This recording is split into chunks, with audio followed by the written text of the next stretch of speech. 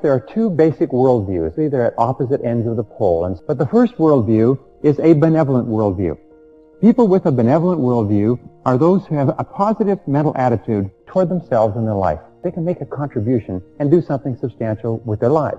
People with a benevolent worldview are the movers and shakers and the builders of all of time. The other type of people are those who have a malevolent worldview. These are people who have a negative mental attitude, and they have, first of all, a negative mental attitude toward themselves. They have a tendency to be angry and to have low self-esteem. A malevolent worldview requires someone or something else to blame, someone or something to criticize, something to be down on. That's why you find that people with a malevolent worldview are always in opposition, or if you like, in conflict with people with a benevolent worldview. To remember, the most important people, the most productive people, the most creative people are always those who have a benevolent, positive, constructive worldview, and that's your goal. The important key to effective living, then, is not trying to find the way to set things right and to straighten people out, not to set things right, but to see them rightly. The whole principle is based upon ourselves. It is not the world that we're concerned about, but our thought about the world. Thought for the average person is a reflex process. In other words, things happen and we react in thought. Life is a continuous reaction to outside stimuli to the average person. One may be happy or sad, or life has meaning or is meaningless by evidence of what happens to us from day to day. But experiences do not cause thoughts. Someone may do something to you, and he may give you a perfect opportunity to be upset if you want to be upset. But if you don't want to be upset, you needn't be upset, you see. What happens in your mind happens as a result of your attitudes and your feelings and your habit patterns. You think what you want to think, or you think what you have habitually thought by a certain tendency of habit patterns. Your thoughts are your reactions to the incident, always. The incident did not make the thought. It is your mind, and you have been thinking and reacting in thought according to the level of your consciousness. When was the last time you said, "He makes me so mad," or "That just teased me off"? And of course, this is not correct at all. No one ever makes you mad. You're angry because you have a anger consciousness that is touched like a little red button that causes it to blow up within yourself. Some of us are completely unaware of the fact that we have the power to control the kind of thoughts that run rampant in our minds. So the very first step in this process that we're calling the art of thinking is to know that no matter what happens in your world, no matter what is taking place around you or to you, you always have a choice. You don't have to be worried. You can choose to think positively or creatively if that's the way you want. How many do better when you feel better? That means we're reactive to the physical culture. If you were proactive, you would carry your weather within you, regardless of the physical culture. And through exuding positive energy and smiling, you also release endorphins. What about the social culture? How many feel better when you're treated better? How many do better when you feel better? That's being reactive to the social weather, the social culture. What if you could learn to carry your social weather inside so that you can be consistent in extremely difficult, adverse situations, in handling major setbacks or disappointments? Between what happens to us, between that stimulus and our response is a space. In that space lies our power and our freedom to choose our response. In these choices lie our growth and our happiness. In other words, with the right choices, eventually the response we choose begins to influence the stimulus. This is what Viktor Frankl discovered.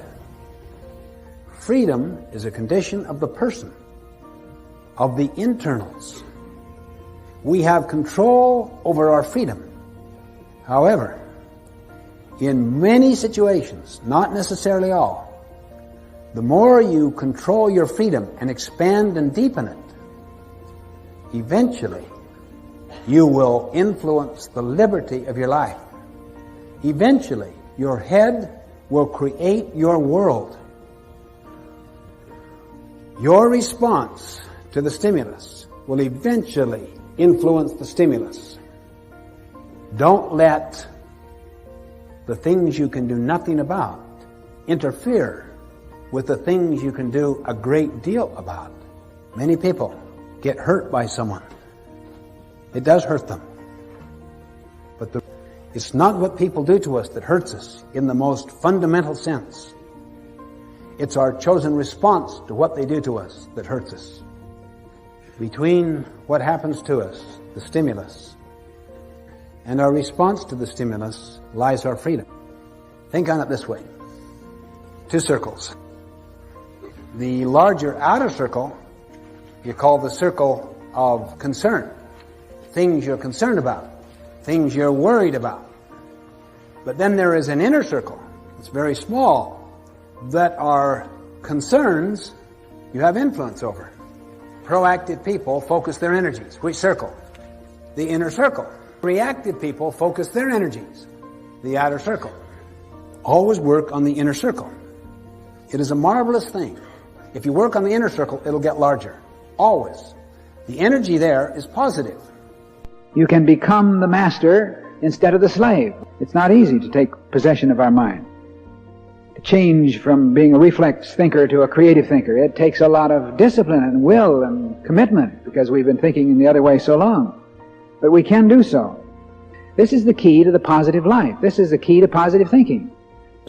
Can you guess what's the most important quality to predict success and happiness in life? It's optimism. What they found was that successful people had really high levels of optimism. They were really optimistic. They were positive most of the time. Does that mean they didn't have problems? Oh, they had far more problems than the average person because they tried more things. They found that optimists had 2 great qualities which led to their success. Number 1 was they tried more things because they had an unrealistic expectation that they would be successful. They just kind of believed they would be successful. Yeah, they believed if they just kept on, they would be successful. So they just tried more things. Now the second quality they had is they persisted more. Because they have an unrealistic expectation that if they just persist more, they'll succeed. What optimists have is what I call orientations. And the first orientation that optimists have is future orientation. They think about where they're going most of the time. They think about the possibilities of the future and they idealize. And there's 4 areas where optimists idealize. Number 1 is great health. We want to have great health. We want to feel good about ourselves. We want to have high levels of energy. Number 2 is that optimists want to have loving relationships. They want to have happy relationships. They want to have happy families. They want to have happy friends. They want to have work with people they like, work for bosses they like. Well, the third thing that we all want is we all want to do meaningful work and we all want to do it well. It's so important for us to do our work well because this is what we found is how much you like yourself, your level of self-esteem determines your level of optimism. People with high self-esteem set big goals for themselves. And the starting point of achieving, of dreaming great dreams is to have a fantasy or an imaginary idea of your life as if it were perfect sometime in the future. If your life was perfect in 5 years, if your health was perfect and your family was perfect and your work was perfect and your financial situation was perfect in 5 years, what would it look like? What would it look like? Well, here's my favorite word in success. My favorite word in success is the word clarity. What I say is you can't hit a target that you can't see. So your job is to be absolutely clear. If you had the power to achieve anything, if you could wave a magic wand over your life and have 3 wishes, what 3 wishes would you want? Health, happiness, money, financial independence. If you could dream it, you can do it. If you can write it down, if you can imagine it and write it down, then the only question you ask is, you say, how do we do it? Now, who else has got what I want? And who else at one time didn't have it, and now they have it? And what you do is you go and find out how they got there. You read their books, you ask them questions, you listen to their programs, and then you discipline yourself to do the same things they did until you get the same result. Number 4 is financial independence. Now, we all judge ourselves in life by how well we're doing on each of these 4. And we could be doing well in 3, but if we're low in 4, that's what bothers us. Well, now the second part, the second orientation that successful people have is goal orientation. Now, goal orientation means that they have very clear written goals that they work on every single day. Take a piece of paper like this, write the word goals at the top, and write down at least 10 goals you want to accomplish in the next 12 months. Now here's the important point. Writing down these goals takes 2 to 3 minutes. Actually about 3. If you write down 10 things that you want to accomplish in the next 12 months. Now all you have to do then is take this piece of paper, fold it up, put it away somewhere where you won't see it for a whole year. You'll be happy because not 8 of your 10 goals will have been accomplished in the most amazing ways. And you'll be sad because you'll wish you had written more goals and bigger goals. People come to me and they say, my whole life has changed in the last 30 days. All kinds of things have happened. They've changed jobs. They've changed relationships. They've gotten a new house. They bought a car. They've taken a trip. And they're all things they wrote down. If all you'll do from this day is you write down 10 goals and then instead of putting them away for a year, just review them on a regular basis. Writing a goal down actually programs it into your subconscious mind. So even if your conscious mind doesn't even remember the list, your subconscious mind's got it. I've spoken to all over the world and given this exercise. I've never had anybody say it didn't work. The only things they say are, it was incredible. The results on their lives were explosive. They could not believe it. Okay. Now, the third orientation is excellence orientation. In order to achieve something you have never achieved before, you have to be good at something you've never been good at before. You have to develop skills you've never had before. I learned that everybody in the top 10% started where? In the bottom 10%. Everybody who's at the top and doing well was once at the bottom and doing poorly. Everybody who's at the front of the buffet line of life was once at the back of the line. Everybody who's at the top of your field was once not in your field at all. And anything that anyone else has done, you can do as well. There's nothing that can stop you except who? Only you can stop you by stopping. And so therefore you find that people who have no advantages at all, but have one, is they just don't stop. They get to the top 10%. You can be in the top 10%. So this is what I learned, which changed my life when I was 24 years old, is that if you make a decision to get into the top 10% and you don't take it back, you will get there. There's nothing to stop you. The only reason people don't get into the top 10% is why? They don't decide to. And if they decide to, they don't get started. And if they get started, they quit. All right, so it's very important. But optimists say, hey, I can be in the top 10%.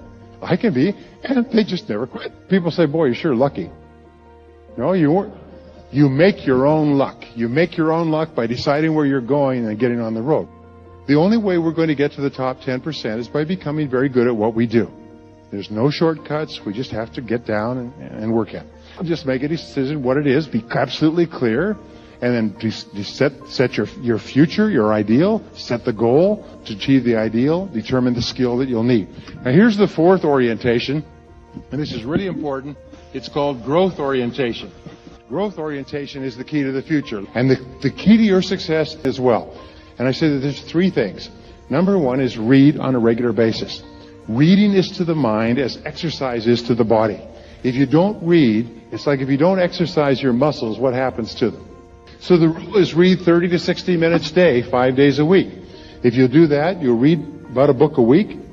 That'll translate into about 50 books a year. 50 books a year will make you one of the smartest and highest paid people in your field. You'll go past everybody else in the business. So, read on a regular basis. Now, the second is to attend all the seminars that you can. Always trade money for time or life. And if it costs you a little bit to go to a seminar, pay the money because you'll get it back 10, 20, 50, 100 times. They're saying, I don't think that this is a good person to invest in. This company has no future. This person has no future. The interesting thing is that the more you invest in yourself, the more you believe in yourself, the more you like yourself, the more determined you become, the more confident you become, the better you get.